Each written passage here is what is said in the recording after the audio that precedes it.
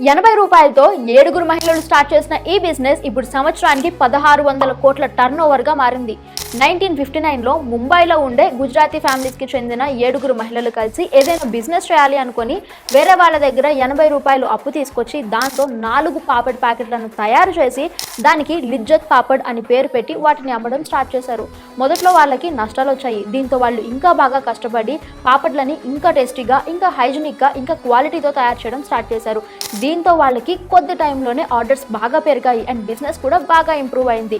ఒక చిన్న బిల్డింగ్లో స్టార్ట్ అయిన ఈ బిజినెస్ ఇప్పుడు 25 దేశాలకు ఈ పాపడ్లను ఎక్స్పోర్ట్ చేస్తుంది. ఇండియాలో 45,000 మంది మహిళలకు పైగా ఈ ఆర్గనైజేషన్లో వర్క్ చేస్తున్నారు. లిజ్జత్ పాపడ్ ఫౌండర్స్లో ఒకరైనటువంటి జశ్వంతి బెన్ పాపడ్ మహిళల ఉపాధి కోసం, వారి అభివృద్ధి కోసం కృషి చేసినందుకు మన భారత ప్రభుత్వం ఆమెని 2021లో పద్మశ్రీతో సత్కరించారు. మరి ఈ ఇన్స్పిరేషనల్ స్టోరీ విన్నాక మీకేమనిపించింది? మాకు కామెంట్ చేయండి.